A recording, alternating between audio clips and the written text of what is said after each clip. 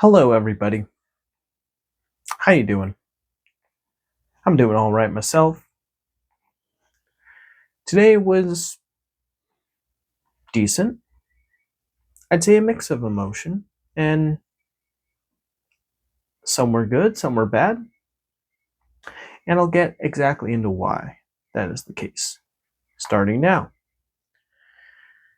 So, I got up in the morning, and I was told by my mom that she would be leaving for work very soon. And so she left. I set up two cups for my sister and her boyfriend to make coffee with.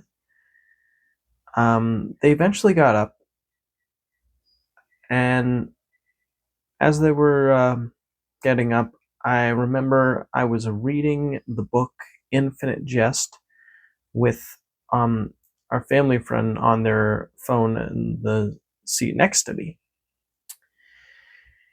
I was trying to wean my mind off of like using the phone as my default consumption device. And I thought something as verbose and very engaging, like needing to read and pay attention to every detail, would really help me keep my mind off of using my phone as my default device for the day. So I hadn't read the book Infinite Jest in a while, even though I have the book sitting on my desk for a really long time. I'd say like about like 6 months probably. So I thought, well, I better use it, see what I can get out of it. So I was reading it. Um, what can I say about it? Well, I think I got to this part where like it's the group of students from the Enfield Tennis Academy who are like talking about um like being verbose, which is interesting. And yeah, that's about what I remember. Then when my uh sister's boyfriend asked me what I was reading, I gave them as brief and as exact of a summary as I could, so I didn't bore them with too much details. And I tried to make it sound like an inviting story, something that you could hear and just immediately visualize and be like, "Oh, that's what that is. Okay, that sounds like fun."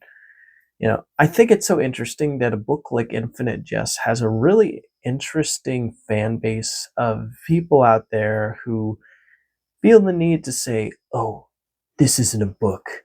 This isn't a story. This is an experience." And you can't quantify that experience by explaining it in simple words.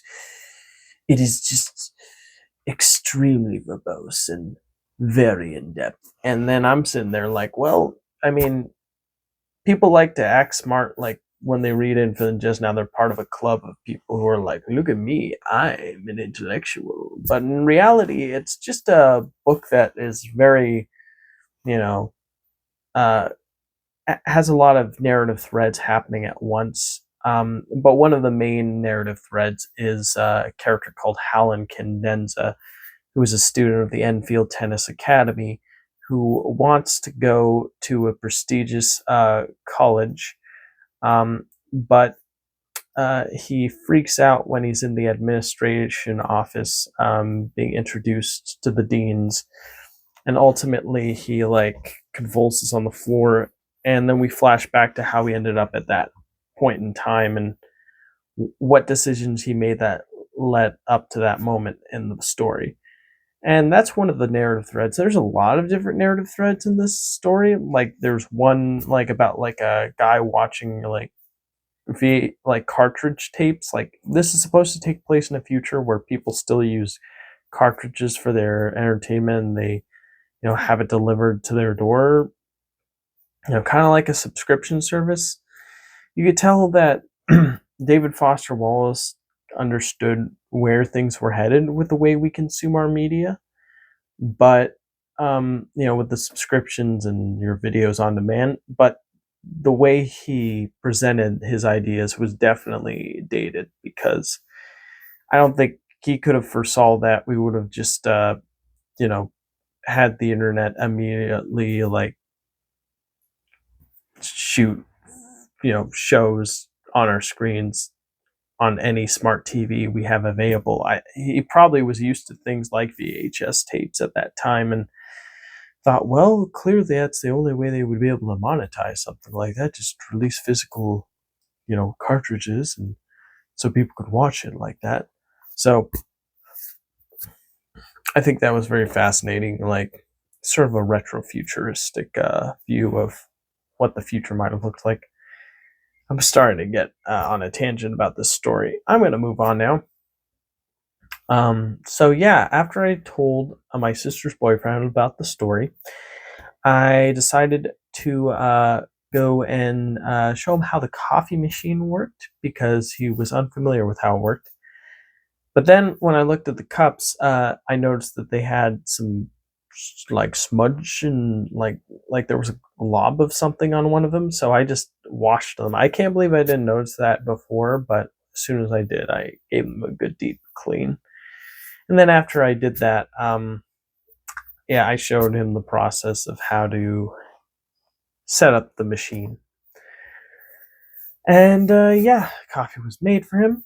And coffee was made. I made a cup of coffee for my sister, and yeah, she got up. I greeted her, and then our family friend had an extensive chat with them about making a meal for her son, and that lasted quite a while. And then we heard their plans about how they were going to go to Disneyland. So yeah, they were very excited about that. We then followed them outside. We prayed for their safety, and then they left. And then when we went back inside, I continued to read the book a bit more, whilst getting a cup of coffee. Well, I got a cup of coffee, then continued to read the book. And I got a half of a donut too. And then I remember my what happened after that? Oh, my youngest sister got up. I greeted her, and I asked her if she'd be interested in hearing me read out loud a scene from the book I was reading, so she'd kind of have an idea of what the story was trying to convey, and she obliged. So I read it, and when she heard it, it seemed like her interpretation of the story was that it very much was a deconstruction of a lot of the ideas and themes of other stories, but being presented through the postmodern lens of like a mid 90s like author. Yeah, it was the part where like, oh man, it's a really interesting part. It's where do I go? Meredith leaned again forward on his stumps. Make him use it all you wish, but choose with care. You are what you love, no? You are completely and only what you would die for without, as you say, the thinking twice. You, Mr. Hugh Steepley, you would die without thinking for what? The AFR extensive file on Steepley included a mention of his recent divorce. Meredith already had informed Steepley of the existence of this file. He wondered how badly Steepley doubted what he reported. Meredith, or whatever he assumed, its truth simply. Though the persona of him changed, Steepley's car for all field assignments was his green sedan, subsidized by a painful ad for aspirin upon its side. I don't remember reading this part to my sister. I think this might have been a different. Um, I think it was the feminized America stood at a slight angle to Meredith upon the outcropping. Anyways, yeah, it was like supposed to be looking at how femininity was portrayed in like American literature. It was interesting.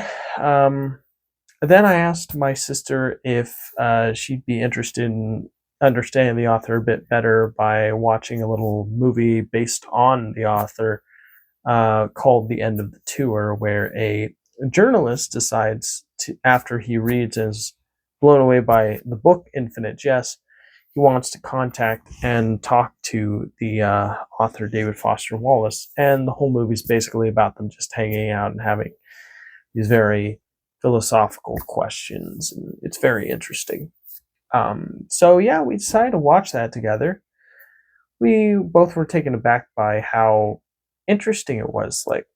David Foster Wallace is a really interesting fellow because, on one hand, he writes in a very verbose, maximalist kind of way that would be difficult for any casual reader to get into.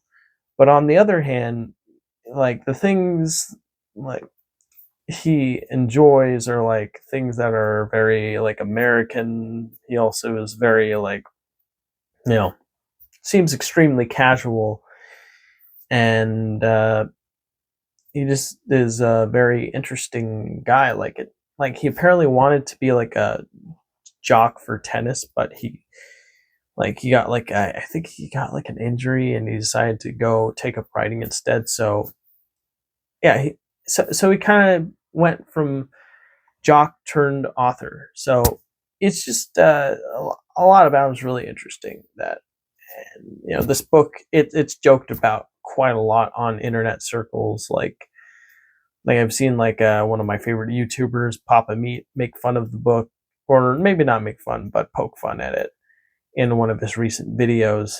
Um, and then the same thing with Simeon Jimmy or Mom Key Jones, if no one knows that is current on any of these. But yeah, really interesting. We decided to pause it in the middle because we wanted to go off and do our things.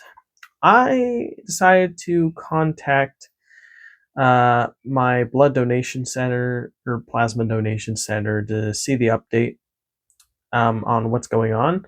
They wanted my case number. I gave it to them, and they said they'd be looking into it with the nurses and they'd call me back later.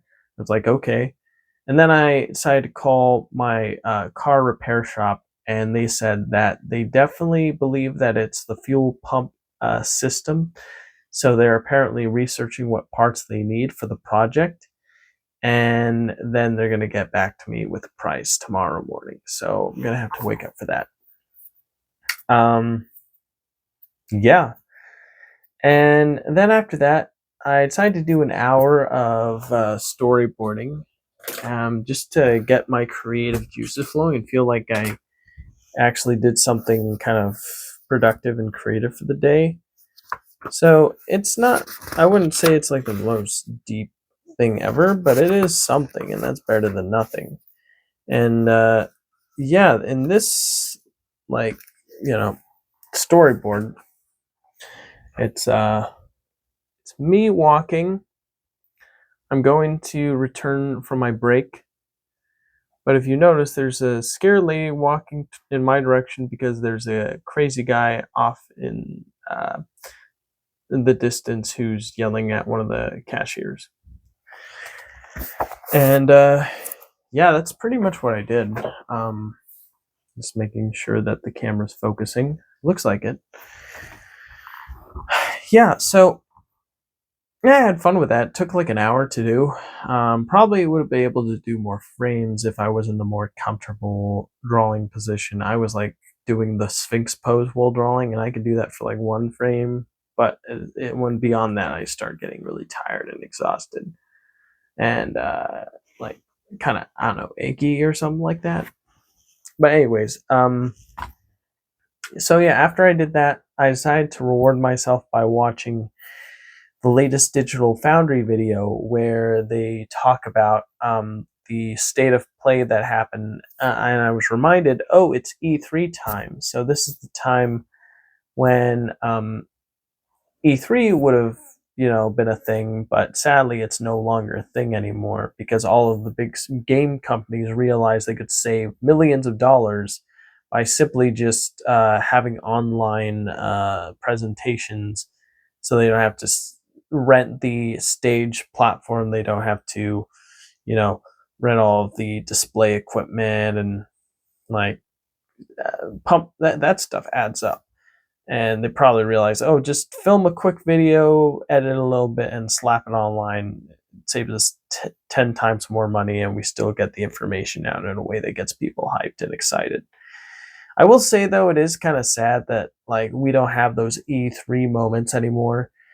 Everything's so curated and perfect now. Like back in the day, like people like you saw these developers who clearly are not like comfortable being in front of crowds trying to present their new game to the world, and they just come off very awkward and like, ooh, I don't know about this.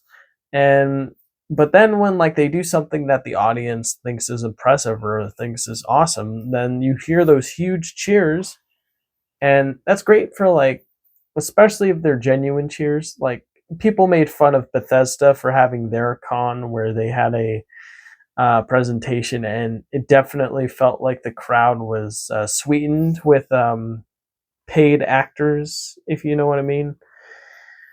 Yeah, but for the most part, like you do have those genuine cheer moments from like, those Sony presentations back in the day. It made it feel like Christmas for gamers back then. It felt like a special time. And now, I mean, sure, you're still getting cool games getting announced, and that's nice. It's just, man, it feels like there's something missing. It feels like that fun camaraderie that gamers could all come together in one place and get excited about, like the art of games, has been lost on us. Technically, we have something kind of like that still in the form of Jeffrey or Geoffrey's Summer Games Fest, but honestly, that just feels like, oh, a bunch of indie titles and maybe some big publishers will announce something that's kind of interesting at their show. But in reality, I think these publishers all know that it's just like a little gimmick side thing that Jeff Keighley does as a way of celebrating gaming. But in reality, you're not really going to expect anything fun or exciting, like in terms of presentation.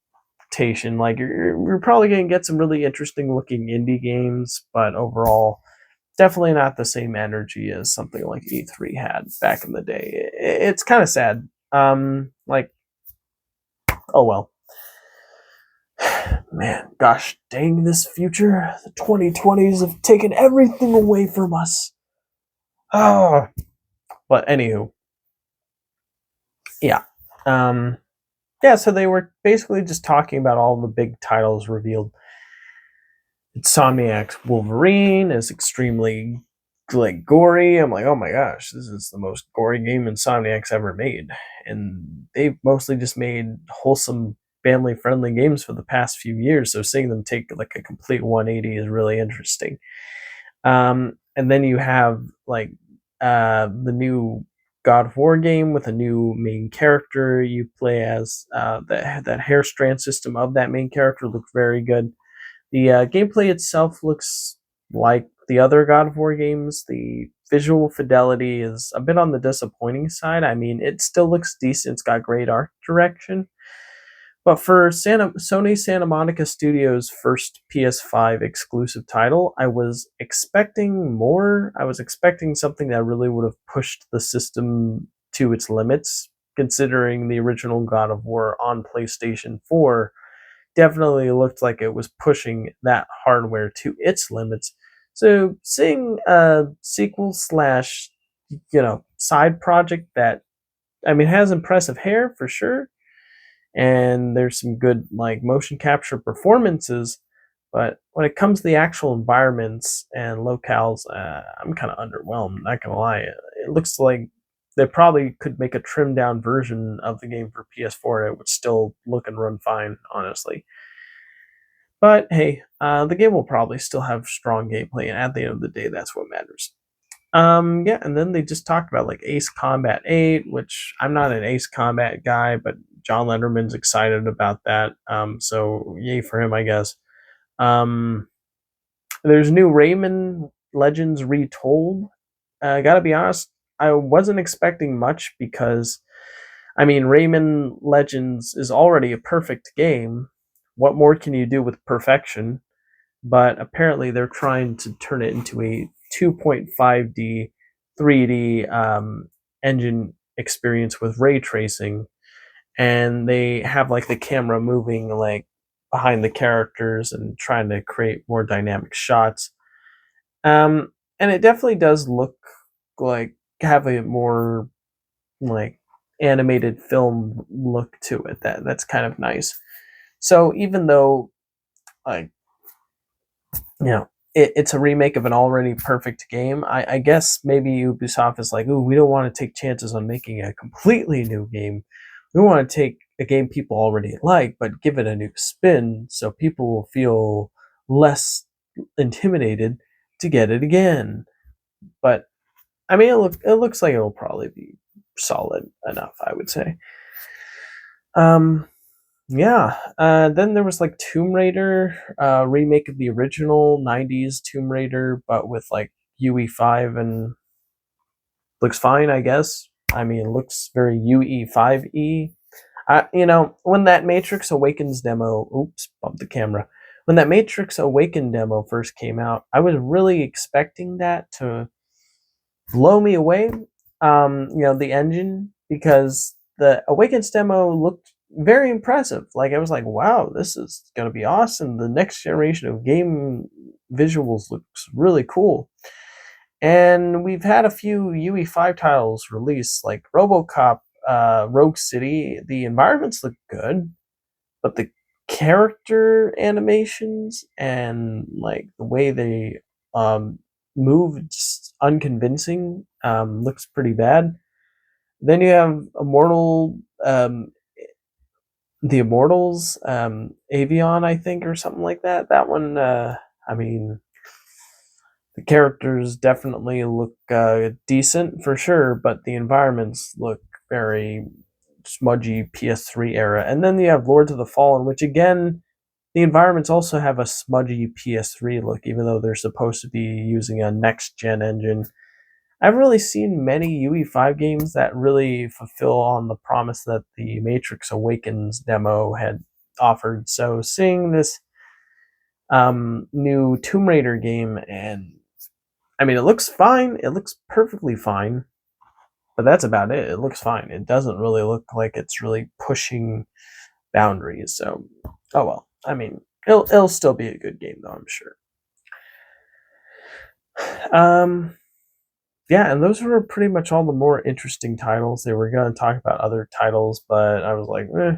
Oh, I guess there was that Hollywood, you know, stuntman game that looks kind of cool.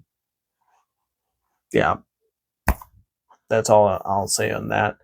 Um, yeah, so after I was done watching that, I got a call from the Blood Plasma Donation Center. They said that it had been so long since I was last there that my eligibility in terms of being seen as a patient, a verified patient for that company, had been expired. So that means I have to go back again to tell them, hey, I exist. I need, I need to let you guys know, and then they need another form written by another doctor. So I'm starting to think this whole thing's like a big exercise in futility, kind of a waste of time. I literally spent a lot of time and energy going through this, like getting the doctor's note, getting the blood tests, sending them all the evidence, giving them constant calls back. And then when I finally am told, oh yeah, we got everything, and we're looking over it. I'm told, oh, we lost everything. Could you please come back?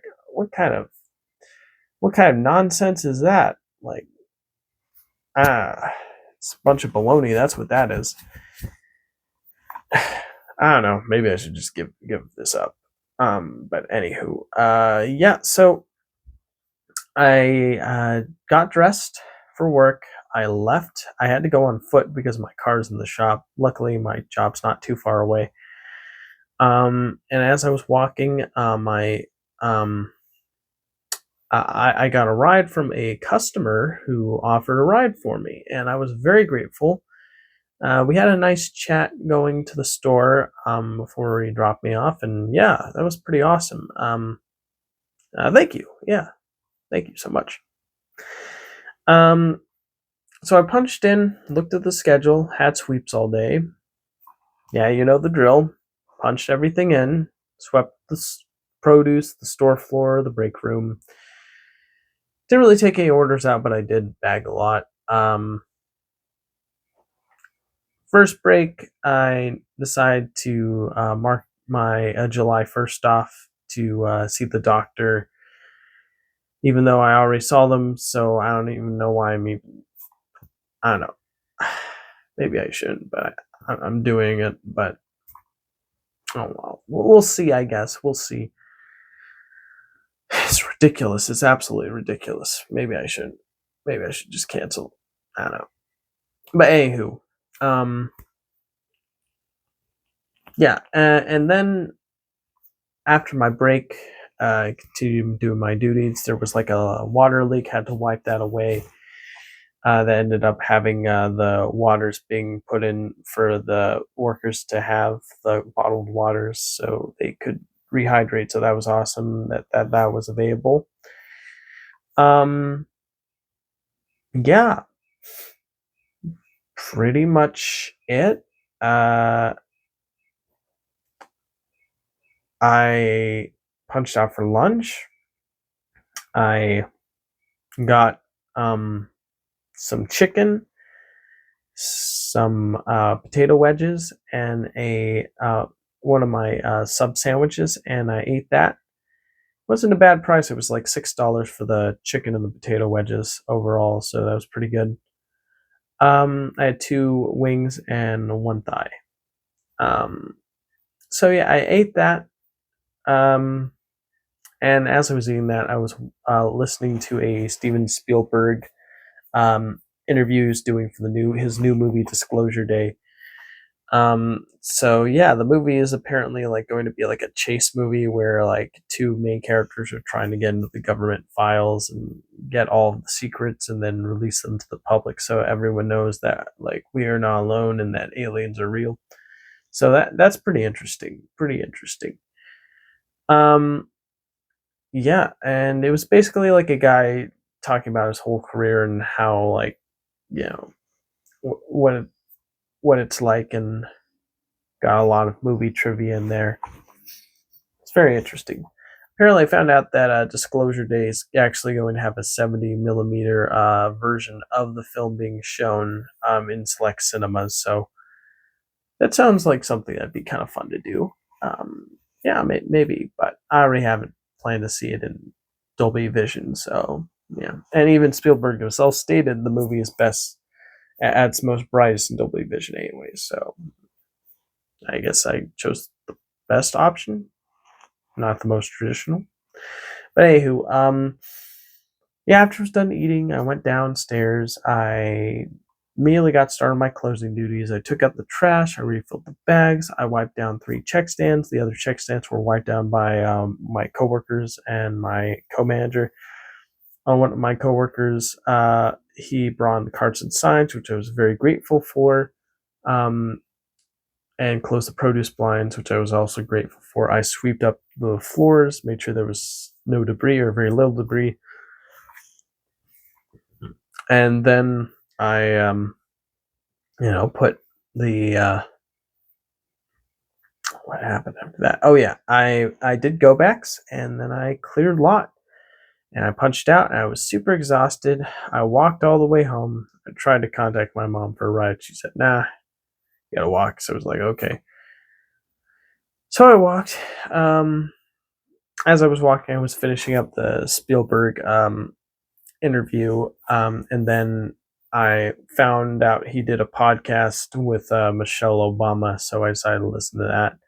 Yeah, I find his admiration and excitement for the art of filmmaking and storytelling and cinema to be very infectious and absolutely engaging. Like I really enjoy it when he talks about his craft and how much it means to him. I think it's awesome. So yeah,